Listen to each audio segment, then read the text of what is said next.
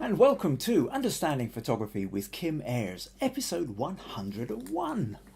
So here we are, live on YouTube, and today we are going to be talking about a photo shoot I did with storyteller and children's author Renita Boyle.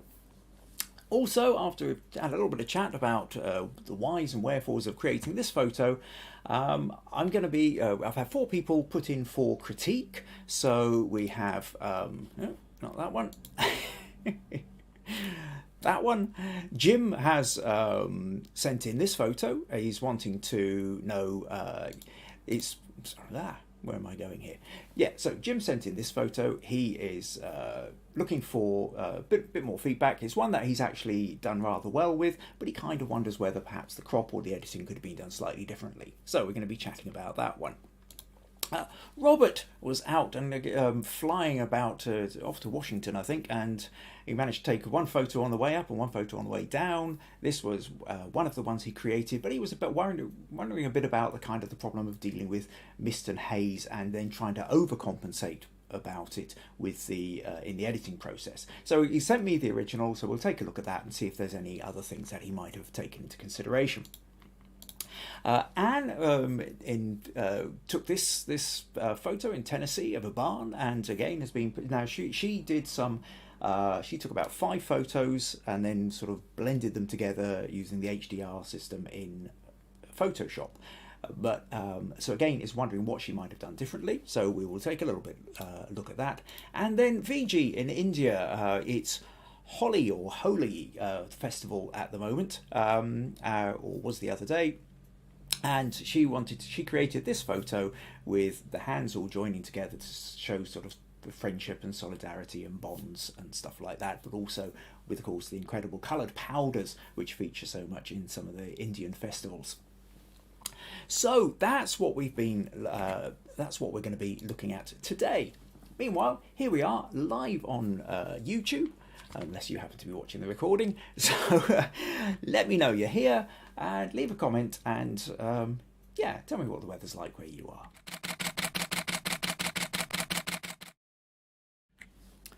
So, episode 101 of Understanding Photography with Kim Ayres. I can see we've got a few comments in already. Jim is saying, hi everyone from a very sunny Dumfries. Pat says, hi everyone from a sunny Somerset. Meg says, good afternoon everyone. Roy says, greeting all from a warm and sunny West Yorkshire. Maggie says, beautiful day here in Castle Douglas, and it is indeed. Again, now we're kind of coming out of the worst of the winter months. Rather than me having a big light sitting over there to light me up, I do in fact actually have the window. I'm lit by the window. I've got the blinds up, so natural window light coming in from my right here. What else have we got? Stacey says, good morning from Hatboro in Pennsylvania. Today is cloudy, but spring is starting. Levi German says, hello, welcome Levi, glad you could make it along. Sandy says, hello from beautiful Cookubry on a gorgeous sunny day. April says, hello from a beautiful sunny warm Long Island, New York. Anne's here as well, says, hello from Texas. Levi says, this is Levi from Photo Crowd. Yep, I remember sending you the invite. I'm so glad you could come along. Okay, so where are we at? Yeah, okay, well, let's get round to then chatting about the photo shoot that I did with Renita Boyle. So Renita is in fact originally from Wisconsin, for all of you on the other side of the pond there, but she's lived in Scotland for a few decades now.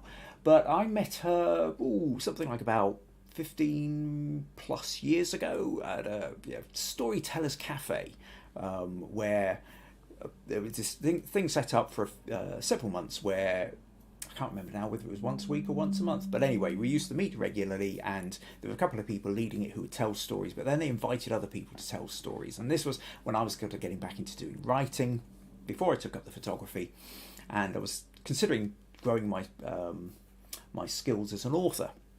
And so it was a way of sort of learning more about storytelling, meeting other storytellers in the area, and that's where I happened to meet Renita. So we've kind of known each other for quite a few years now. Now, as well as her being a storyteller, children's author, this year, 2022, is Scotland's Year of Stories. And the local glossy magazine, Dumfries and Galloway Life, decided that they were going to be doing a feature on Renita, and I was asked if I would go out and do a photo shoot of her. And so one of the things I knew immediately with Renita that we're going to be able to sort of play around a little bit.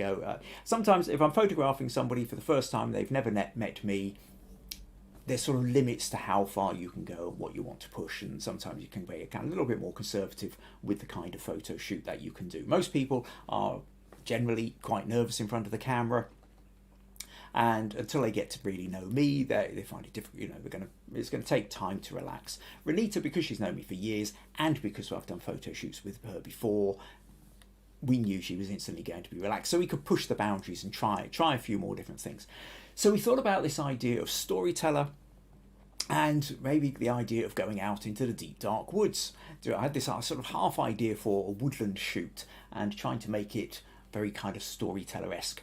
Anyway, so we talked about it. She got hold of a red cloak, kind of a little bit kind of Little Red Riding Hood kind of idea, and a basket full of books. And we went out, and I'll show you the finished, the complete picture, which is called a glimpse of. No, not that one. Do that one. Yep, there we go. So it's not just a case of taking the photo. As you can see, there's stuff been going on in Photoshop afterwards. And once I tell you a little bit about this, so I'm going to talk you through the what I did in Photoshop. So if you want to ever have a go at this yourself, you certainly can. It's not actually quite as difficult as you think it is. So with this, what we can see here is we've got Renita. She's sort of reading a book. She's all lit up. We've got a nice basket full of books here. Got Hans Christian Andersen tales in there, and sitting amongst the leaves is even a little mug over here with a lid on it. A lovely little jar thing. And so this was the thing, and they loved it in Dumfries and Galloway Life, and it ended up as the double page. Where we go? There we go. Double page spread to introduce the story about Renita. Now, we did a couple of other versions of this photo. We also did this one. I did this one, which is portrait version, and then that fancy effect with the trees becomes much more exaggerated. We also did, before we got to these ones, we did a sort of one where she was actually sitting on a tree stump rather than actually on the nestled into a tree. This was our kind of starting point. She also had these little kind of toy wolf ears, which seemed like a kind of nice offset against the Red Riding Hood cloak. And this photo, they also DG Life decided to use on the contents page. So that was kind of fun. So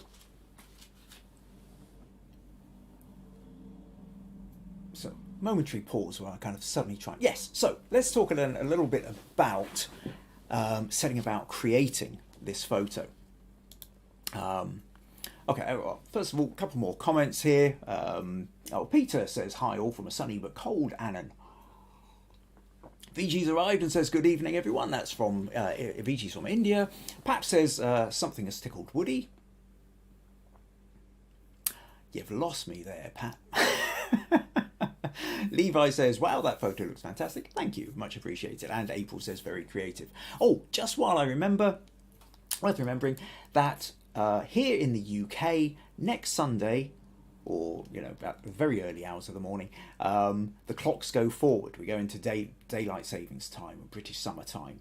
So just to be aware, I will remind you again later in the programme, but just a quick heads up that check your clocks and check local time for next Sunday, because here in the UK, it's going to be an hour ahead, which, it's still going to be 3 o'clock in the UK, but the clocks will move forward. So it might be that in your local country, if you're not in the UK, you might suddenly notice there's a slight difference.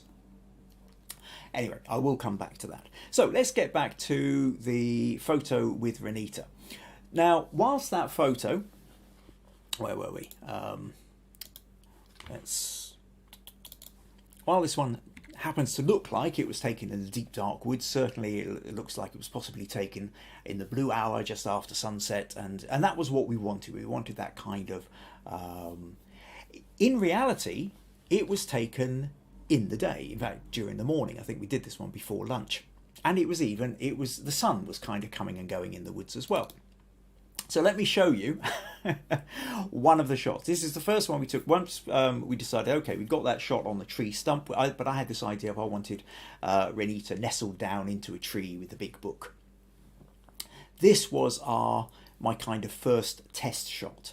Now, one of the things to talk about with the lighting here is even though it's a sunny day, I'm using two off-camera flashes. One of them is off to the right, just outside the shot here, which is sort of, if you consider, okay, if you look here, the left side of all these trees is lit up, and that's lit by the sun. You can see the way the sun is streaking through, so the sun's coming from behind and to the left. So that's sort of slightly creating a kind of side backlight too, and that's lighting up the back of Renita's hair, the edge of the cloak, the edge of the tree, like this. Now the sun was kind of going in and out, but that's where the prevailing light was. But you'll notice that you can see the front of the book, and you can see the front of Welly's, and that's being lit by the big flash that I've got over here.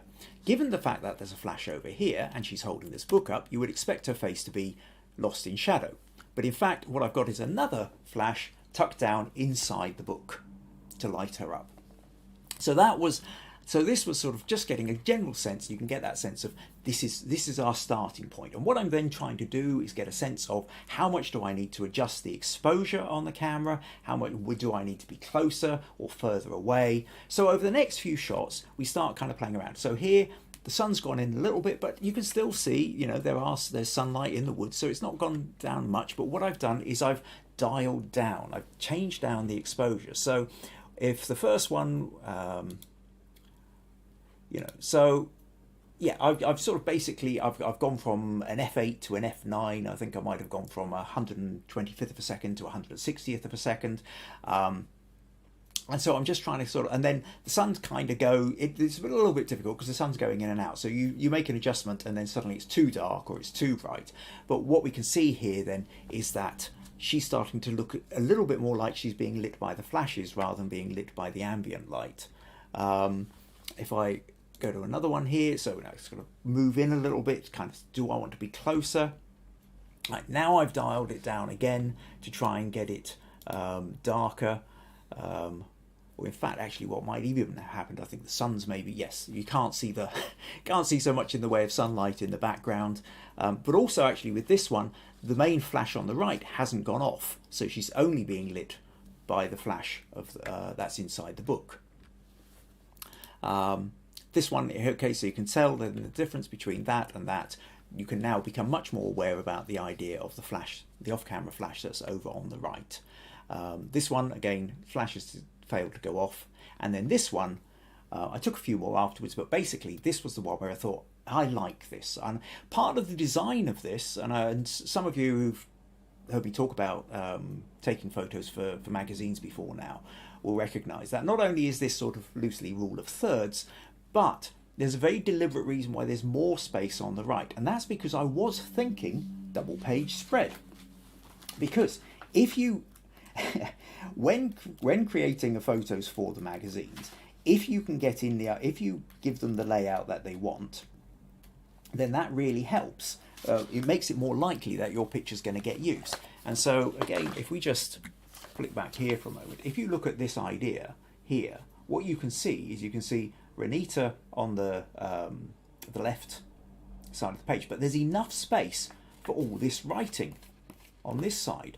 You know, they want to be able to have the picture running across both pages, but also to have the introductory writing where it says, "Beyond the teller and the tale, stories are not just about folk heroes or historical figures, they're about us, and they're important for us to tell," says Renita Boyle, who started telling stories as a child in Wisconsin, and who, 50 years on, is a much-loved storyteller in her home of Wigtown, the national book town. So, that's the blurb. And that's the kind of thing that they, so if you're doing a double-page spread, or you think you might be, you have to essentially make sure that half the photo is going to work on its own, and the other half can work to have text over the top, but it also works in this whole sense of running across both pages. So that's one of those kind of little key tricks you need to keep in mind. So once I got to this photo, what do I do to turn it into this? And this is what I'll take you through now. So that's the original photo. This is the played around with one. Now, I'm not going to do the full thing, but I will give you the rough idea. So first of all, what I'm going to do is I will open that up in Photoshop and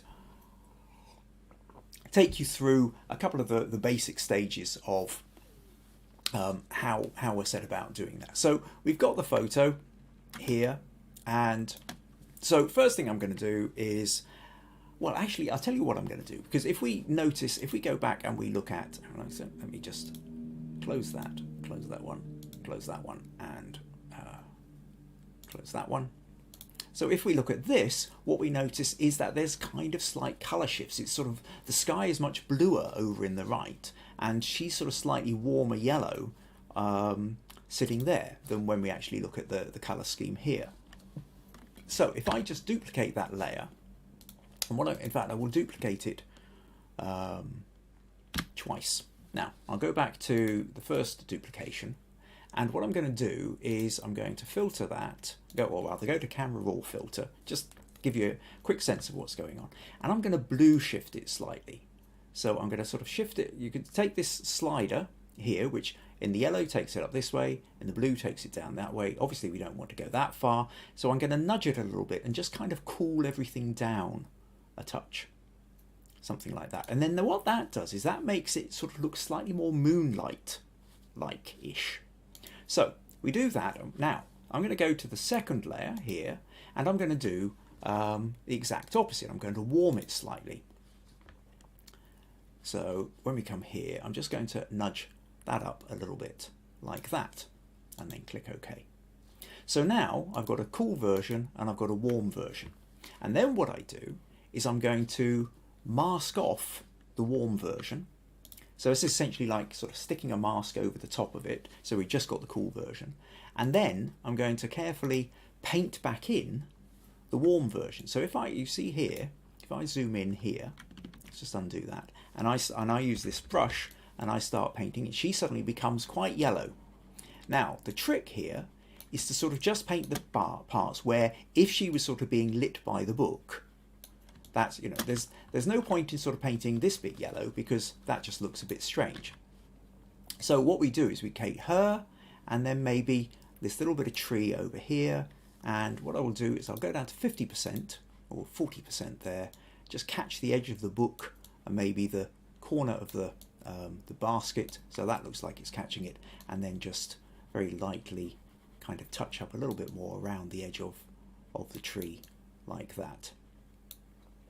And so now what you can see is it's not just the case of the fact that, everything around her is blue. She's sort of she's being warmly lit up by the contents of the storybook. That felt like a really important thing to do.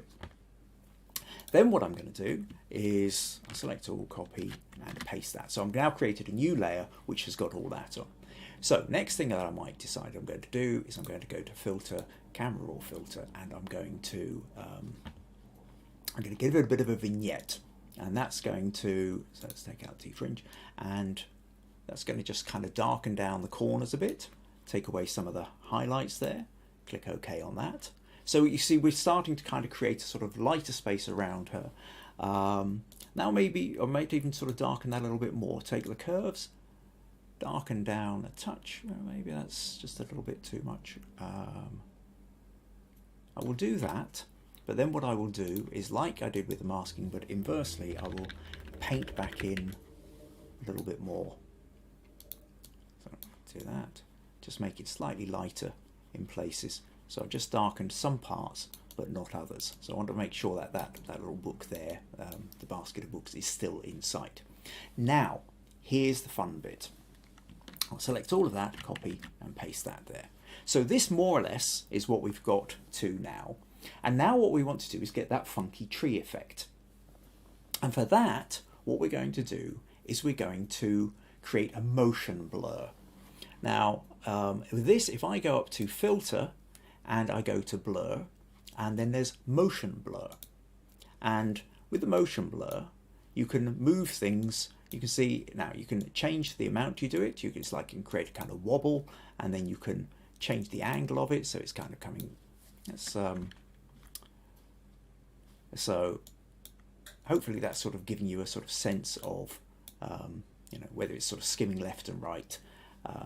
So you can do that kind of thing. Now, obviously at that point, that's not really doing anything for us. But this principle, what we're going to do then is we're going to motion blur the trees. Now, the trees are all going up. So what we want to do is we want to create that movement that's going up the way. So if I go to filter, back to the blur and go to the motion blur, and I make sure that this swivel here is sitting at 90 degrees. So it's all going absolutely vertically.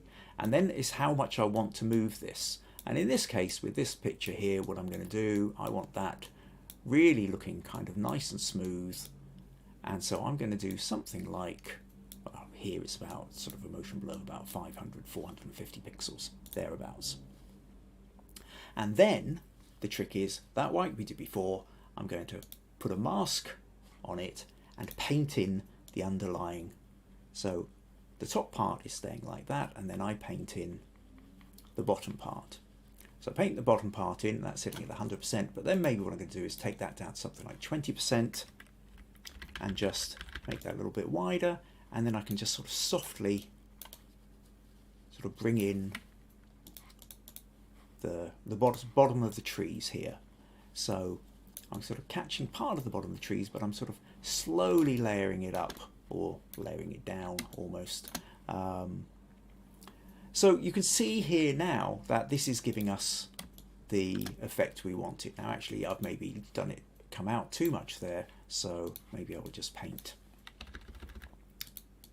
some of that back in here so that we've got that lovely kind of smoothing effect. And now, whilst on the original here, I've obviously played around, done a lot more work. I've played, mucking around with sort of some highlights and stuff like that.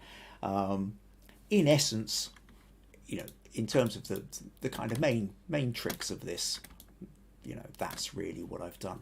So it's a fun kind of trick to play with, is this idea of extending the trees. If you want, you can do it even further. I mean, if I go back to this, create a new version of that, and supposing I decide to use the content aware and stretch this up a bit, something like that, and then enter. And then what that will do is give me more trees up here. Now, we can see when we zoom in that the trees aren't brilliantly put together, but that's not going to matter, because what we're going to do is we're going to go to filter, blur, motion blur, and it's going to do all the stuff that we wanted. And it's taking out the fact that it's not brilliantly done at the top. In fact, I can come down a little bit here and crop off some of the tips. And then once again, we can just mask that and then paint back in our Storyteller.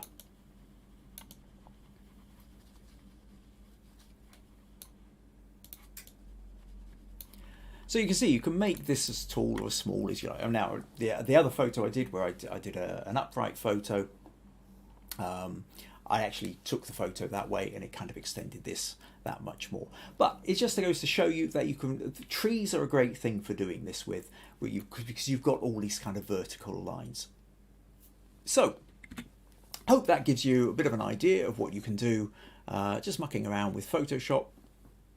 But prior to that, it then becomes, it's the fact that even in daylight, in the woods, you can go out there, and if you underexpose your camera so that the flashes are just lighting the amount that you want, you can really sort of play around with the idea of, taking it from daylight to that sort of dusk twilight kind of feel for the level of spookiness or atmosphere that you want to have. So, hope that gives you some ideas. Okay, can see a couple more comments have come back in. Oh, April saying, yay, it will be back at 10 a.m. here. Okay, so that's the American time. Yeah, because in the Americas, I think your daylight savings happened a couple of weeks ago, so we're currently an hour earlier, is it? But yes, so from next week we'll be back to what it was a few weeks ago. Sandy says, would he be in your mannequin behind you? Of course, yes, that certainly makes sense. Yes, when Pat said something has tickled Woody. Yes. Right, yes, the little mannequin. I forgot that Pat had in fact named it Woody last time. Brilliant. Sandy says, love that photo. Pat says, thanks, Sandy, for explaining that. April says, makes total sense. Sandy says, it seems more mysterious with the subject to one side. That's certainly true. There are ways you can do things in the centre, but generally speaking, that whole idea of rule of thirds often works because it's that off-centre is creating a natural sort of sense of tension. Whereas something in the middle tends to be feeling quite balanced and so kind of calms the levels. When something is off-centre, it's slightly out of balance and so creates a little bit more tension. So certainly if you're trying to create something which looks a little bit more spooky, mysterious, atmospheric, certainly off-centre helps. Jackie's arrived, says hi, says hello, Jackie from South Africa here. Glad you could make it along, Jackie. Sandy says also seems more fictional to align with the narrative. Well, yeah, that was kind of some of the fun of the idea of it. Jim says love the effects of the edit would be good to try sometime. Definitely give it a go. Right, okay. So there we go. That's what I wanted to say about Renita. So just a little reminder there, especially now Jackie's just turned up because I don't know quite how it affects South Africa, but daylight savings time happens next Saturday night here in the UK. Well, Sunday morning we go midnight, 1 o'clock, 3 o'clock. We make a leap, we move forward. So that will, unless you are doing exactly the same thing, it will change the time that this is on show. Now, given the fact that South Africa is Southern Hemisphere, I don't suppose you'll be putting your clocks forward. But just in case you happen to be putting your clocks back, Google your local time next Sunday morning, just to make sure that you tune in at the right time. Right, okay, yes, and that's the other thing, of course, it is the equinox today. So happy spring equinox to everybody in the northern hemisphere, and happy autumnal equinox to Jackie and anybody else who happens to tune in from the southern hemisphere. Right, okay, so where are we at now then? Just a quick reminder, if you are finding these podcasts useful, interesting, entertaining, you feel it's helping you grow your photography in some way, and you would like to support or just show your appreciation on some level, then buymeacoffee.com/Kim Ayres is one of the ways you can do that. Another way you can do this is invite your friends, and let's help grow this wonderful little community of ours. Okay, right. So, another quick thing then is question of the week. On my Facebook page, I asked the question of the week this week was, what kind of landscape would you most like to photograph? And my own bit was about the fact that a little over 5 years ago, I went off to Morocco, did a camel trip out into the Western Sahara where we stayed overnight. We were supposed to be, it would be sort of, as the sun set, we would be sort of going by camel ride out to this sort of where we were going to camp, stay overnight under the wonderful desert stars, and then watch the sunrise in the morning. As it turned out, we had a storm, and it was lightning, and it was raining, and it was windy on this camel trip. And it rained all night, which we weren't expecting in the desert.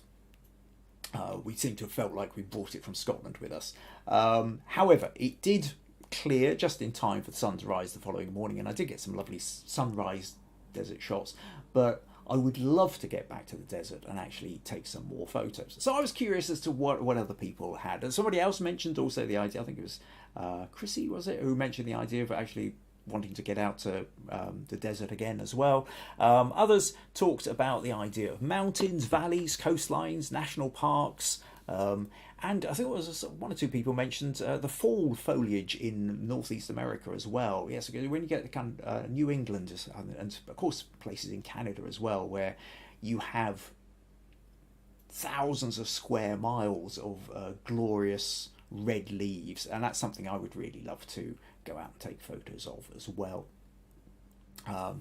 So I think fantasy landscapes.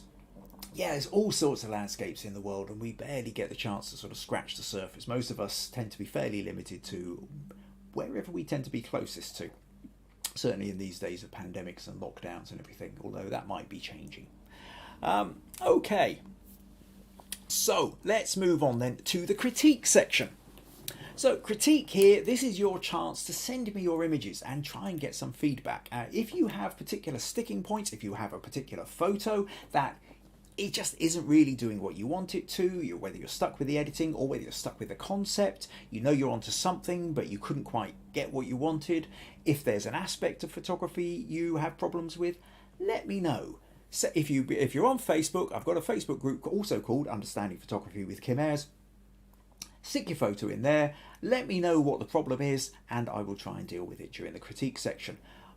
Likewise, if you don't do Facebook, you can always email it to me. So kim@kimayres.co.uk, kimayres.co.uk being my website, kim@ will give you the email address to get to me. Right, okay, so let's move on then. So what are we going to talk about? So first photo we're going to look at then is Jim. And Jim said, let me just find Jim's photo. And Jim, where's that bit gone? There we go. I didn't quite get all these bits aligned earlier as I should have. So Jim said, last week you asked me to send my best photograph. I did. I said to everybody, send me your best photo. And Jim sent me his favourite photo. And I said, but you didn't send me your best. And so what he's done is he sent me this one, which he feels is his best to date. It's called Time for Ice Cream. Taken next to the Rialto Bridge in Venice and converted to black and white. I like the diagonals and the blacks are black. However, do you see any improvements that could have been made? And he says I might have cropped off too much of the feet.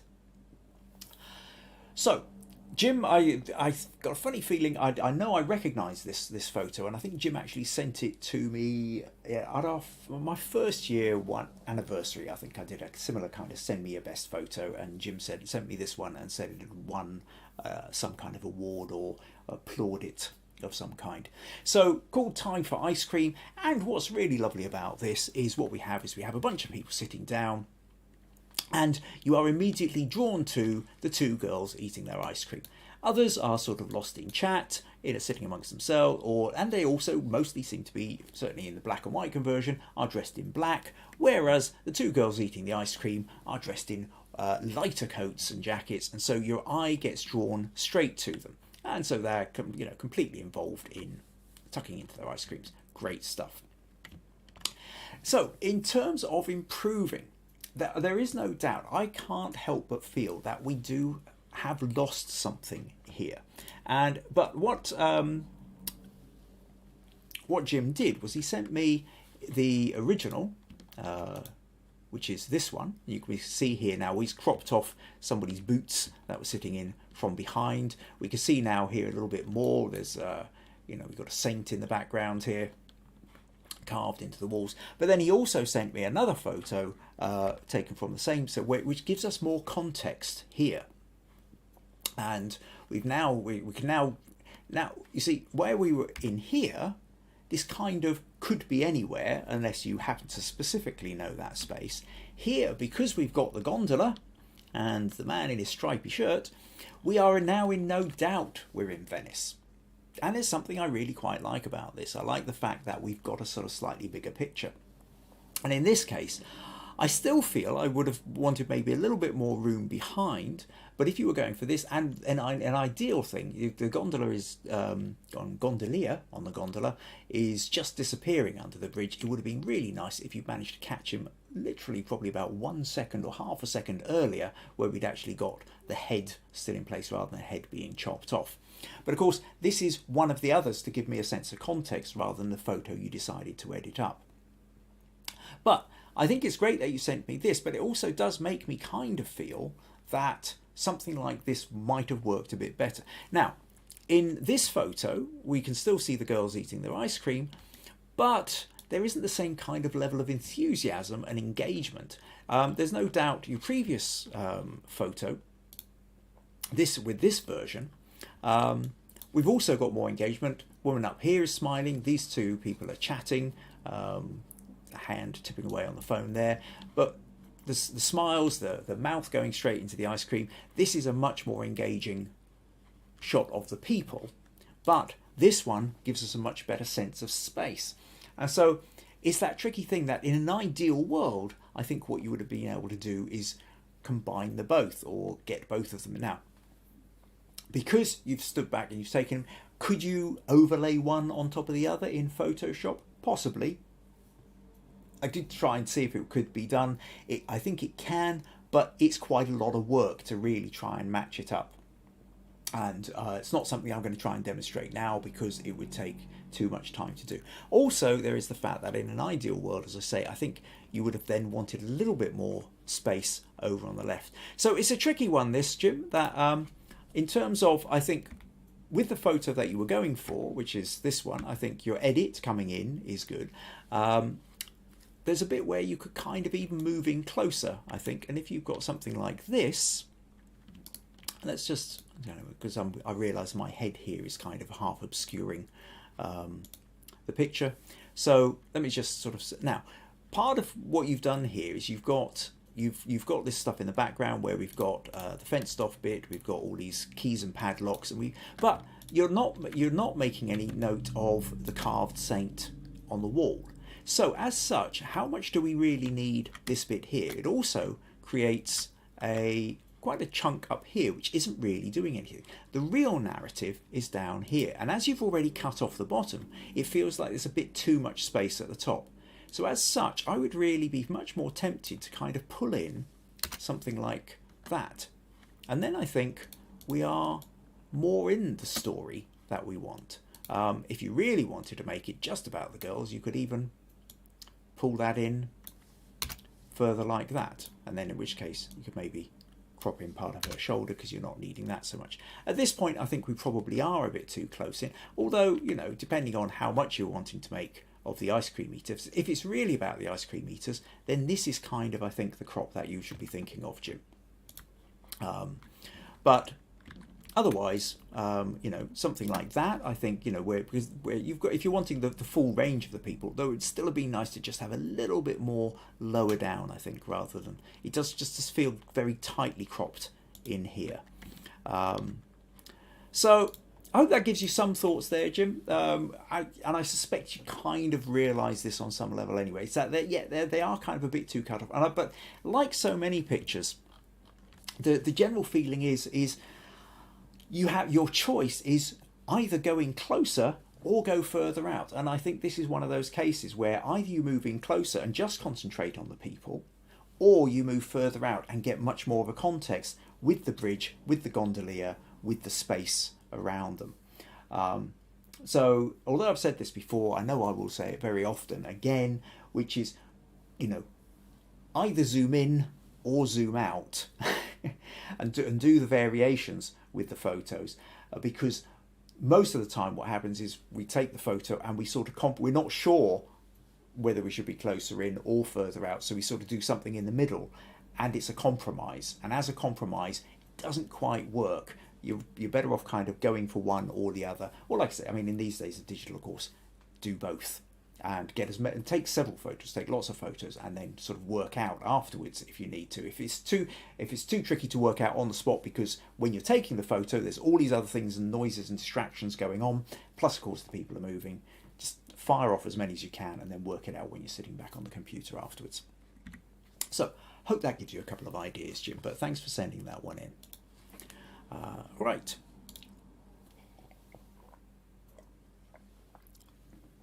Oh, Jackie saying thanks for the time change info. Right. Yeah, good. I'm glad it was worth repeating that. And Jim says thanks, Kim. Always good to hear your ideas and thoughts. Excellent.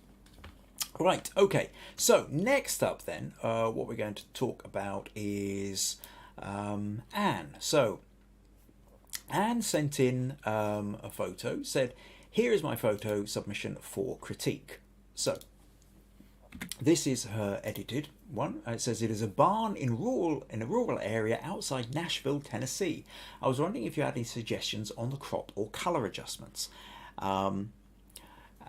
Yeah, she goes on, I took the original image, then saved 4 separate copies at a -1 stop, a -2 stops, a +1 stop and a +2 stop, and then I combined all 5 images in Photoshop to create an HDR image. I then adjusted the HDR in Camera Raw. So this is one of those things. So what she does, we also have here, oh not that one, where's the, yeah, the original one. She sent me this. So here's the original photo, or one of the versions of the original photo. So she's taken different stops of this. Now, one of the reasons for doing this, for though, is that, if you like, the light is sort of fairly flat. We've got a bit of texture in the sky, we've got a bit of blue sky here, and you know, we've got a bit of, you know, field in the foreground.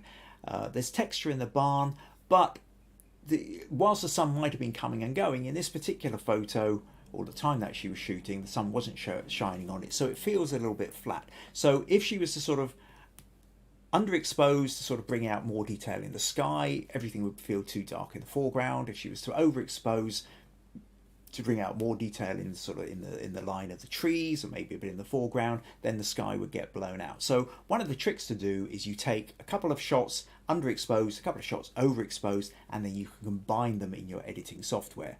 So HDR is short for high dynamic range, and basically what you're doing is you're increasing the range that your camera would naturally do by combining light with different levels of exposure. Now, what I would say is, while so you've gone here for a crop, you've zoomed in, you've got a rule of thirds kind of idea here, slightly off center. The sky looks slightly unnatural to me, and one of the things I notice as I zoom in here is we can really see this blue line running across here. Now, part of that is chromatic aberration, and that's to do with your lenses. The lenses can very slightly distort, well, you know, like a prism, like or even like when you're a kid, you've got a little plastic ruler and you shine it again, you look through the window and the light splits. Well, because you've got your lens is slightly curved, that can happen very slightly. And where it becomes noticeable is where you have a strong boundary, usually between the light and the dark. You sometimes get, and depending on what size, part of it will kind of be a sort of blue-green, and another one will be kind of a reddish-purple side to it. And here what's happened is, as you kind of increased the levels in order to sort of balance up, so what's happened is the chromatic aberration, this blue line, has become intensified as well. And one of the effects that's kind of had is, whilst it now looks a bit sunnier in the background, the sort of the darker and slightly darker aspect of the sky, it looks a little bit like it's been stuck on. And that's where I kind of feel that the problem lies with that. Now, if we go back to no, not that one. Come back to your original photo here, and so let me just sort of show you what I mean. Okay, if I open this in Photoshop a moment, and now if I zoom in here and come right in, you can see that we do have this sort of slight blue line around the edge, but it's not quite as exaggerated at this point. However, let's do a little crop in. Let's sort of play a little bit like you did. Maybe crop it slightly. Well, let's sort of do that, and we'll do that, and we've got a kind of a straight rule of thirds split there. So we've got this, but as you see, as you said, the light is fairly flat. But what happens if we start kind of adjusting it? So I'll duplicate that layer, take it into Camera Filter Raw. And well, first of all, it's a little bit noisy. Now, one of the things to notice about the noise, I'll zoom in here, is one of the things the noise is doing is it's also kind of creating a slight color patching in it. So when you go into the detail option here in Camera Raw, and you've got a sharp, now as well as being slightly noisy, so we can do noise reduction, and that sort of gets rid of, you can see if I take that over, that really smooths it out, probably too much. Let me zoom in a little bit more because I'm not sure quite what you can see. Here you can see the noise. I can smooth it with a bit of noise reduction. But what I'm also going to talk about here is color noise reduction. And if I take that over, you see that when it's not here, we've got some little bits of blues and greens in there which are kind of messing it up a bit. And if I take the colour noise reduction out, that's now making it look a little bit more natural. I can then up the noise reduction a little bit here, get rid of some of that noise, but then sharpen it just a fraction more, come back out. So that's just sort of cleaned it up a little bit. But now what we're wanting to do is sort of create a little bit more. So what I might do is I want to get a bit more detail out of the sky, so I'll bring down the highlights. And then maybe I'm wanting a little bit more boost the shadows a little bit. But I'm also wanting to maybe create a bit more contrast. So perhaps then I sort of nudge the clarity button, a little bit something like that, maybe a little bit of texture. And that's kind of giving us a kind of deeper, richer thing. We've not got some of the colours, so maybe I'll boost the vibrance a little bit, and that kind of blues up the sky a bit, yellows up the foreground a little bit, something like that. And so now we've gone from that to that, and that's kind of now moving us more in the direction that you were going in with this. However, when we come back to here now, we notice that this blue line that I was pointing out earlier has become even stronger. You see, from that one where it's less, it's there, but you've got to be looking for it. Here, it's now become much more noticeable. Now to do that, if I just boost that, duplicate that, let's go back to Camera Raw filter. One of the options you have in Camera Raw is, if we go back to the optics, there's a thing called defringe. And if I click defringe here, we can see we can defringe. There's a purple amount and there's a green amount. And if I go to, let's zoom right in here. Now this isn't purple, this is blue, but we can see that over on the right here, we can shift from a kind of red to a kind of blue in that end of the spectrum. So what I'm going to do is I'm going to drag this over into the blues. And now if I sort of move this a bit, do we see? Now if I move it too much, it ends up sort of shooting in the opposite direction and becoming overly red. So what I do is I just nudge that a little bit, and when I get to, in this case, about 2 or 3 points along here, we've now managed to counteract that blue has more or less disappeared. So just to kind of, do you see, I just nudge that along here and it sort of starts to become reddish-ish and sort of starts to match in a little bit more with the existing. And now, for whatever it doesn't make it feel like it's quite as stuck on as it was. There's a couple of little places where it's maybe slightly missed, but you can see that mostly, we've got it there. So that's what it was like before. Again, let's just kind of zoom in a little bit here, because you can tell how that's disappearing. So mostly, I think with that is, that's kind of what you're trying to deal with. I think the other way of really with something like this, if you're wanting to create a sense of more sort of depth in it, really it's about getting the light right, Anne. It's about trying to, maybe hanging around until you do get a shaft of sunlight on it. Other options then, of course, are to move sideways, and rather than have the barn flat on, is to actually sort of have a depth angle, a sort of sense of the diagonals. This is a very, very flat image. It's almost, in some ways, it's almost like your kind of kid's drawing, where you've got, when you're a kid, you might draw the barn or the house sitting on the horizon line, and then have a couple of trees sitting around it as well, and the sky behind it. Which I suppose makes it an interesting photo in its own right. I think for yourself, if you're wanting to play with, if you're going to go with a completely sort of essentially flat picture, then you need to create a sense of depth through the light and shadow. And in which case, if the sun came out and was casting a beam of light and shadows across it, or shadows falling across the foreground or something like that, I think that's where you would get a little bit more photographic depth to it. But other than that, really, I think hopefully that's giving you a couple of ideas to play around with. But yeah, fun photo, and great. You're out in Tennessee, you see it, and you've taken the option to take the photo and play with it. So thanks very much for sending that one in, Anne. Right, okay, let me close a couple of windows here and see. No, didn't mean to press that button. And close that. I will be with you in a moment. Right, here we go. Okay, Pat says that looks great. Oh, Meg says that ice cream, it looks so tasty on Jim's photo. Yeah. Viji says, lovely shot, love the barn. Is it a barn? Anne says, yes, it is a barn. Pat says, love the curves in the foreground. Anne says, that's very helpful. I thought the stuck-on look was solely a composition problem. No, absolutely. It's kind of it's how the foreground or the midground blends into the background is what makes a difference. Jim says, lovely photo of the barn. And Robert says, great defringe advice. I will be using that. Absolutely, always worth playing around with the defringe. Well, not always, but in this case, it was.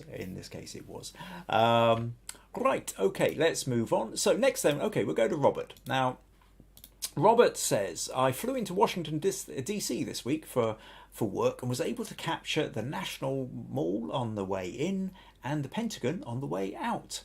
I think I captured pretty good compositions considering I was on a moving, turbulent plane, but I'm having issues with colour and tone. The haze makes it difficult not to overcook the colours.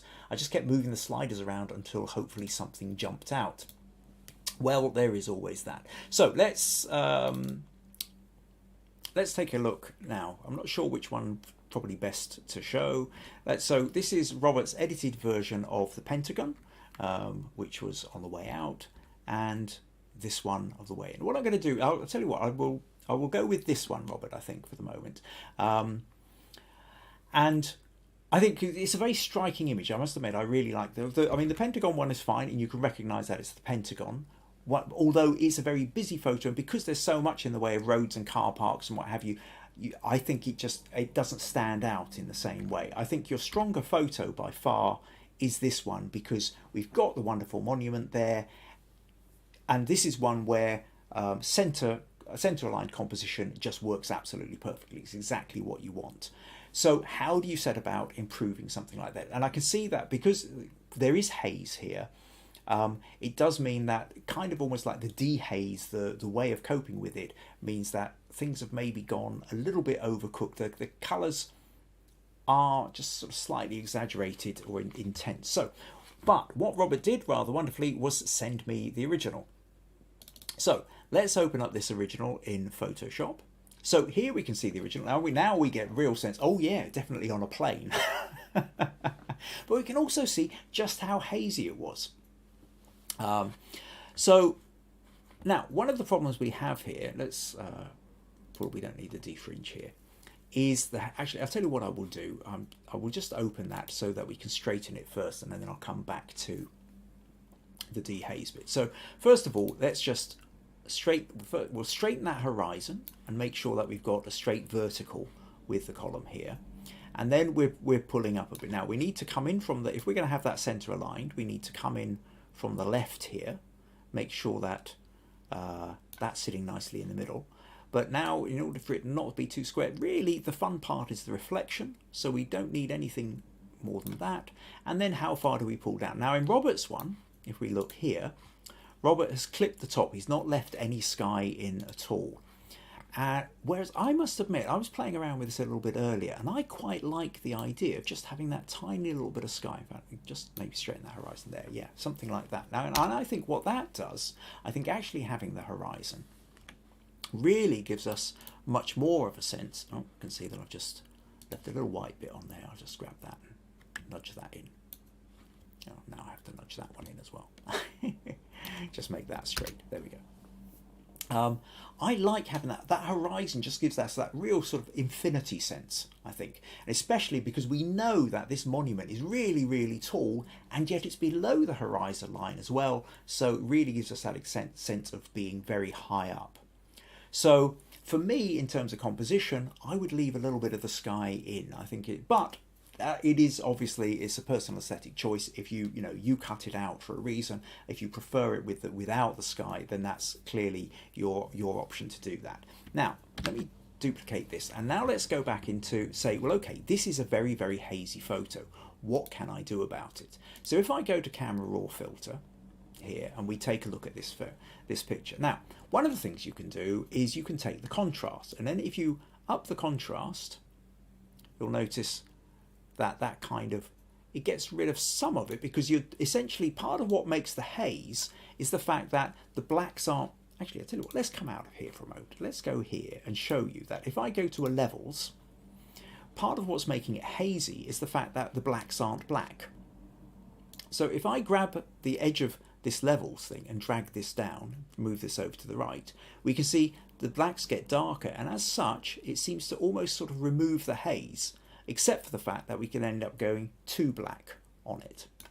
So that's, the levels is one option. Another option is where you then brightness and contrast, you're doing the same thing. We grab the contrast and we up the contrast and thereby get rid of some of that haze. It's still staying hazy up in the light parts, but we are losing some of it in the lower parts. So let's go back to here. Let's go back into Camera Raw filter. And the thing about now, Camera Raw filter actually has a dehaze option. So if I click dehaze, then I can drag it here and it's doing that, but it's trying to dehaze it all the way along. So it's not just, if I go this way, it's obviously making it much more hazy, but it's essentially doing what the contrast was doing, but being kind of more universal with it and sort of slightly more trying not to completely black out. However, by doing this, what it's also doing, you can see just how much it's kind of overcooking the colours. It's not just exaggerating the lights and darks, it's intensifying the colour scheme. And so actually these then sort of end up looking really rather overcooked. Let me hit cancel here again. Another little option I want to show you, which is always worth considering, is the idea of using the auto tone and auto color, because sometimes these give some quite interesting ones. So for this, if you go to image up in Photoshop, you see auto tone and auto contrast. And if I click auto tone, that's automatically done something. And auto contrast, well, in this case, it hasn't actually made a lot of difference. Sometimes it sort of, what if I was to do it the other way around? Auto contrast, image, auto tone. Very, very subtle. But I think at this point, we've gone from this to this, and I think that's really kind of cleaned it up quite a bit in its own. So if we were to take this one and then take this now into Camera Raw, we've kind of got a slightly better starting point. And I think at this point, what we can do is if you were to play around then with the clarity or the texture, so dehaze again is going to maybe only need to nudge it slightly, but now we've got to be careful about the shadows. So maybe if I bring the shadows up a little bit and I take the highlights down a little bit, so that we've got room now to play with a little bit of clarity, a little bit of texture. We've now got so much more of this is really clear. Now it's getting a little bit noisy at this point, so if you wanted, you could do the noise reduction, just take that a fraction to the right. Carefully you don't just smooth out everything. And so here now you can see that I think we've got a much more balanced set of the photo. And certainly if we go back to your original, that's your original, and this is the one we're playing with. This version here, your version, is a much stronger, the colours, the shadows are much stronger, but I think also what's happened is the colours are much stronger. Now, actually, probably if you were putting this into something like PhotoCrowd or Guru Shots or one of these online competitions, you kind of, this might work slightly better. You tend to find the overcooked works a little bit more. But if you're talking about a picture that you might want to stick in a frame or have on your computer as a desktop wallpaper, something which is going to look at a little bit longer, that overcooked bit just kind of becomes a bit too much. And this is a sort of slightly more subtle version of it. So that's really what I would suggest to you, Robert. So hopefully some of those ideas. So forget the dehaze. First of all, try your auto contrast, auto tone. That, very often that kind of gives you quite a good starting point for getting interesting color balance. Sometimes it's kind of spot on. Sometimes it doesn't quite work. You have to play with it, and it's down to depends on the picture you've got. And then when you're in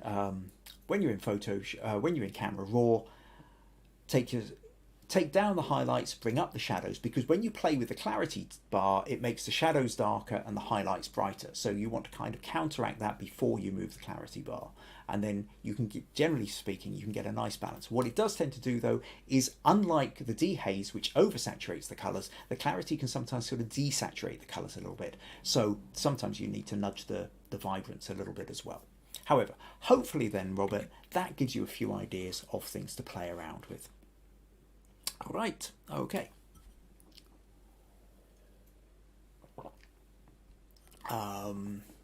Okay, Viji says beautiful picture of the Pentagon. Robert says leaving some sky in does help the story. Meg says stunning photos, Robert. And Pat says, are the black trees the wonderful cherry blossom ones? Oh, you'll need to let us know that, and then you'll have to fly back out there so you can get in the spring when the cherry blossoms come out, get another photo, and just hope it's a lovely, beautiful day and that you're coming from exactly the same angle. Okay. Oh, Robert says, thanks for the advice. Good ideas. Excellent. Glad that was useful. Okay, on to the last photo that we'll deal with, and then I'll talk a little bit about anything for next week. And right, so the last photo now. Viji. So Viji was saying these shots were on account of Holi, Holi, Holi or Holy, Festival of Colours, and she wants to thank her friends who lent their hands. So she sent a couple of photos. There's this one and this one, and she goes on to say, I would have gone for faces, but the carpets and white tables at the office we cannot afford to mess up. So yeah, we got the incredible paint, really vibrant paint colours, which sort of powders which fly all over the place. I'm sure anybody sort of watched some of the, sort of looked at some of the Indian festivals, they just look like a mad fun. But also, you need, if you're going to be throwing powder paint all over the place, you're better off doing it outdoors. Says so Viji was wanting to create some photos for the company, and so she said, so we decided to do these hands and teams as the theme we wanted to use for Holi greetings or for our company history. Holi or Holi is celebrated to cheer the eternal love, of. Now she's told me how to pronounce this. Rotha. So the eternal love of Rotha and Krishna. Krishna needs no introduction. Providing a wiki link if you're interested to know more about the festival. Well, so go and look up HOLI for Indian Festival if you want to know a bit more about that. Can be a photographer's delight and a nightmare too. And I have heard about this. That part of the problem is some of these kind of paint powders are so fine that they can really get into the lens and mess up your camera. So be very careful about that. I do remember seeing somebody who was doing a lot of photography there, and essentially they had like an underwater camera housing for it to make sure that the camera was completely protected. Says you do have to be careful with your camera. So what she's wanting to know is do they get that sense of convey. Now you've got two photos here. Now I will say with this one particularly, VG, I think this is lovely, and I can't really think of a lot else to do with this that you haven't already done. Now you did show me the you sent in the originals. This is the original, and you've edited into this. The colours are much stronger, but I think given what you're doing for, and this was sort of for putting out on social media, I think it works. I like the crop that you've done. I like the fact that we don't have to worry about the background. The hands are the focus. I particularly like the fact that you've got the yellow hand surrounded by the pinks, and even things like where part of the pink paint is coming off and just touching onto the yellow. There's a lot of texture. Your focus is really nice. It does everything you set it out to do. You've got hands which indicate the notion of the friendship. I think that works. Now the other photo you did was this one, which was taken from here. And so here it's another way of doing the hands of friendship. Now, when we come to here, I kind of feel like the editing feels a little bit overcooked on this. So if we just take this in here. So first of all, let's get the crop. Coming in here, you're going for a kind of square crop. So we'll try and get rid of as much of these kind of little shirt sleeves that are coming in. So you're looking at sort of something like that, I think. And let's just make that larger so we can see what we're doing. Now, first of all, we want to kind of darken down the background, and what we essentially want to be able to do now is to be able to sort of selectively do that. So in that case, what we might do is use the selection tool here. Now it's not always brilliantly doing the bit I want, so I might have to hold down the Alt key and then copy back in this arm there, go back out for the black. It's sort of allowing it to take the black but get the arms and the hands back in, something like that. And we need to clack that, we need to get that arm back in, and we need that section, and we get that arm back in and that arm back in. So very roughly then we've got, what I've done here is I've selected the black areas around this, and now if I go and I grab the curves tool, I can drag that down and and curve that down, and I can darken it while leaving the hands relatively untouched. Now there's a couple of bits where it's not lined up perfectly. You can see I've lost a little bit of wrist here. So again, because we're using the mask system, I can now if I carried on painting that, I sort of ended up blocking out. Let's move that to 100%, put that on black, and I can just very carefully paint in one or two of the missing areas. But obviously if you're going to do this, you're going to spend a little bit more time on it and make sure that it's sort of a little bit more lined up in the first place. Now the next thing then is how much you want. If I select all, copy paste, and we take this into camera raw filter, and again I think this is one of those things whereby if we go here, what if I hit auto? Oh, that's really brightened everything up way more than we need it. So I think what we can do is, again, if you play with the clarity a little bit, just that brings up a little bit more, a little bit of texture, you can really kind of pull out the kind of the detail that's created. Because I love the texture of the paint in the hands here. Now you were wanting to enhance that a bit more, so maybe you take the vibrance. Now take it too far and it's overcooked. But whether it's the vibrance or the saturation, maybe just nudge it up a bit so that we really are getting those pinks and yellows kind of shouting out at us, which is what we want. Now, having done that, part of the problem here is this guy over here, the red sleeve is really showing up somewhat. Also, this white sleeve at the bottom is here. In the curves, maybe if I kind of come back in, no, actually the curves is underneath, that's not going to work. Okay, let's go back to here. If I decided that I wanted to take another curves thing here, drag this down, pull that down. So what we're thinking about is the white. So I'm just going to fill that and then just only paint in that curves effect over the sleeve, something like that. Sleeve in the arm, or maybe we just bring the edge of the arm back in, something like that, just so that that's not standing out. The bright red here, what we might want to decide to do is take the hue saturation tool and desaturate to an extent, but again we don't want everything desaturated, we just want to be able to paint in that desaturation, where's the X, and dull down the red here. Maybe not completely grey, but we can go completely grey or just have a little tiny hint of colour. So it's there, but it's no longer grabbing our attention. And that's really the point of it. So now we've got the attention on this.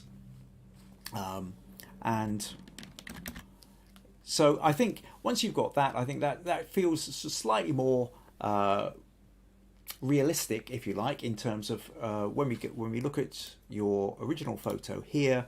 The blacks are just kind of a bit too, it's not just where you've got the blacks in the background, we've lost some of the detail in the arms and in places as well. And so it just kind of feels really just a little bit too overcooked. This gives us a slightly more naturalistic feel to it.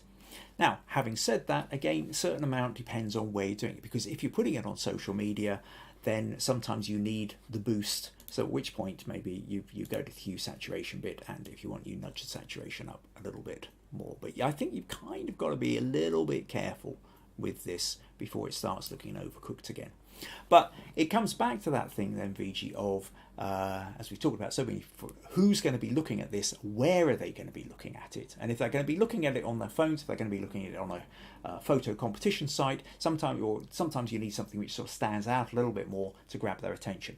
If you're going to be printing this up and sticking it on a card, which you're then going to be posting out to people, then you don't want to have that kind of glaring quite so much, because it's not on a screen and it's not when people are looking at it, they're holding something in their hand and you look at it in a slightly different way.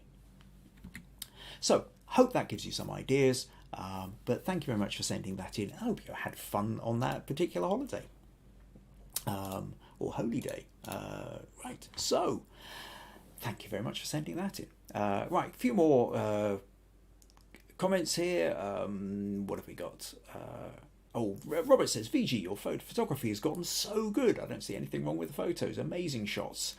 Jim says, wonderful photos. Love the colour and details. Well done, Viji. And Stacey also says, nice colourful shot, Viji. Right.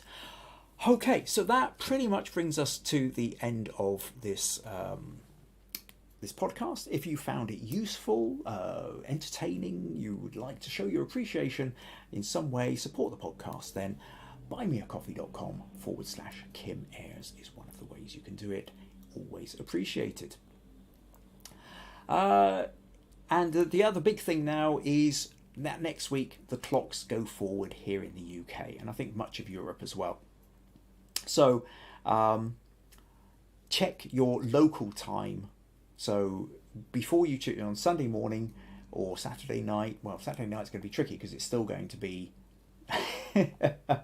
GMT rather than BST, Greenwich Mean Time rather than British Summer Time. So British Summer Time kicks in at 3 o'clock in the morning local time here.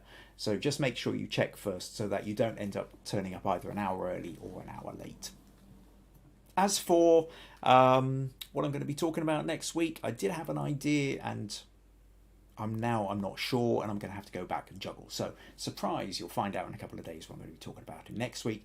And in 2-3 weeks time, because this is episode 101, episode 104 is our 2-year anniversary, where I'm going to be handing out some Smug Awards. I still haven't worked out exactly what the Smug Awards, what kind of awards I will have, or who I'm going to award them to. But if you have any ideas, I'm open to. Let's have a bit of fun with this. If you have any thoughts about what Smug Awards there should be, then let me know. Email me, or even maybe start up a conversation strip in the Facebook page, Understanding Photography with Kim Ayres, Facebook group rather.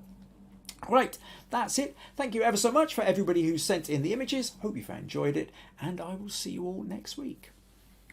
Right, now all I have to do is try and find the right screen over here to swap over to. Right, take care. Bye-bye.